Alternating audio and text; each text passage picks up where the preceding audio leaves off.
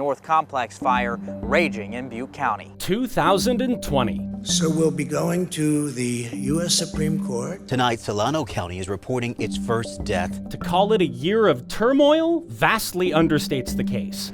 With the nation on lockdown for COVID, a video out of Minneapolis showing the murder of George Floyd goes viral. We all witnessed it as a country, seeing it on our phones live, watching a black man be murdered by a police officer. Odette Zapata, a youth organizer in Sacramento, took to the streets to protest. Don't shoot! Don't shoot! Overnight, mayhem and tension erupted throughout downtown and midtown Sacramento.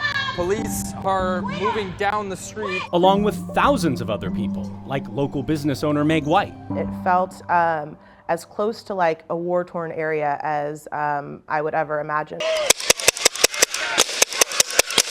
I remember running away. I remember hearing the sounds of rubber bullets like flying past me. People who are defenseless with no weapons being pelted with rubber bullets. I remember being on the ground that night. They had shot at us. They've shot tear gas at us at this point. Law enforcement just started beating a whole group of us with their bikes or with their batons. I ended up with bruises from my shoulder all the way down to my ankle. Meg and Odette are two of a half dozen racial justice protesters who filed a federal civil rights lawsuit against Sacramento PD. It felt so ironic to be protesting police brutality and be met with police brutality. This lawsuit is a way to try to get some sort of accountability, some sort of justice. Police are actually more militarized than they've ever been. They have more military equipment, the same equipment they were using on us. What they can't do is pick and choose which sides they prefer and engage in different police tactics in that way. Andrew Entim is one of the attorneys representing the protesters who sued. The lawsuit alleges Sacramento police treated the racial justice protesters harshly, but went easy on pro-Trump demonstrators just a few months later during their Stop the Steal protests. Shooting rubber bullets, shooting pepper balls, spraying pepper spray, when basically none of that happened during the Stop the Steal protests. The two movements didn't have the same impact on the city. The George Floyd protests were bigger and more disruptive, shutting down streets and providing an environment for widespread looting and vandalism. The people that we're representing, these were not people that were looting, that were, throwing objects. And the problem here is indiscriminate force. There's force being perpetrated against all of the protesters rather than these few kind of bad apples. But later, in the fall of 2020, when supporters of former President Donald Trump took to the streets, the lawsuit points out there were also bad apples in that crowd. The plaintiff's lawyers say this video shows a bystander who was beaten by pro-Trump demonstrators. Bleeding from his face, police arrested him. I don't even know what we're doing as far as arrests right now, because he was the one getting beat up. They actually arrested this bystander rather than the Proud Boys and other extreme right-wing demonstrators that were actually perpetrating the violence. And so what is he in custody for right now? Just the dirt. The Durker dagger that was in his pocket. In his pocket? Did you see it, or were you told, or how no, I saw the top of it was just poking out. Copy that. All right, sounds good. All right, perfect. Yeah, I'm good with that. Closer to the Capitol building, Thank you. a similar apparent violation by a pro-Trump demonstrator got much different treatment. Hey, can I talk to you? An officer spots a concealed knife, but lets the man go with a warning. It's the chat he goes on to have with his fellow officer afterward that makes this clip evidence in the lawsuit. That's a troublemaker right there. That's what we call a troublemaker. He's got like essentially a concealed illegal dagger. It's a felony. You should have arrested him, dagger. Yeah, no independent action. That's what I would say. A manager goes, hey, why didn't you... like, hey, no independent action, bro. Yeah. We think that this is a clear example of, the Sacramento Police Department picking and choosing and suppressing a certain type of speech. The protesters who sued know officers have discretion. They just want that discretion applied evenly.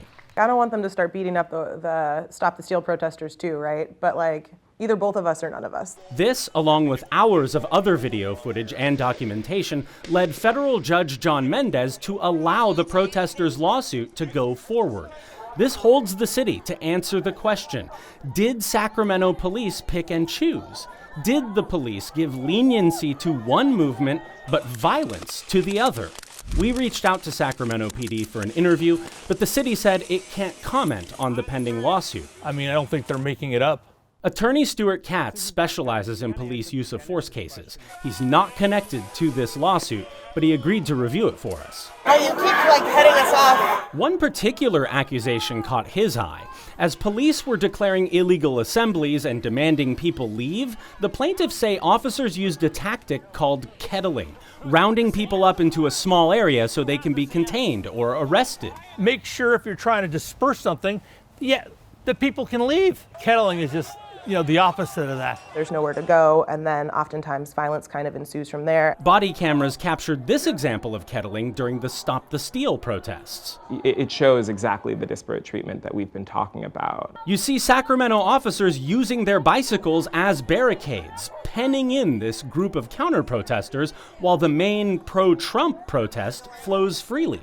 There's this severe limitation on the way in which the racial justice demonstrators are able to express their First Amendment rights if they're corralled into this small space where the right-wing demonstrators are able to, again, do whatever they want. The city of Sacramento is in settlement talks with the protesters, who hope to find a way to make the police department change. If people wanted to camp out in the middle of a busy intersection and not leave the space, are police supposed to do nothing?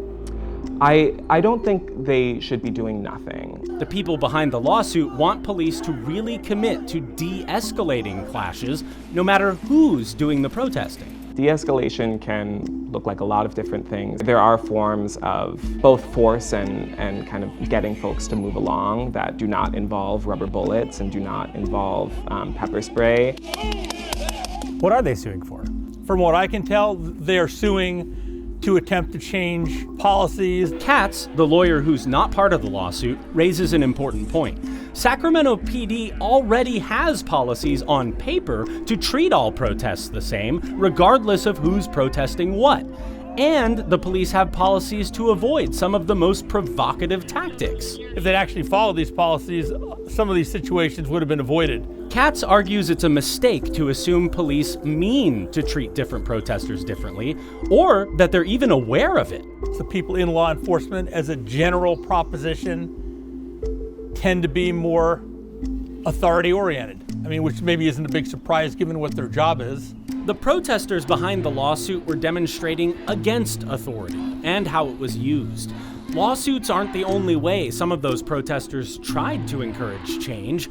Odette participated in these peace walks years back, walking the streets of Sacramento alongside police. To her, Sacramento PD's actions in 2020 showed they're not ready to change. All of the weapons and the things they used on us made it feel like a military, like we were in a war. It felt like we were at war with our own police department, these same guys that I was walking with and doing peace walks with.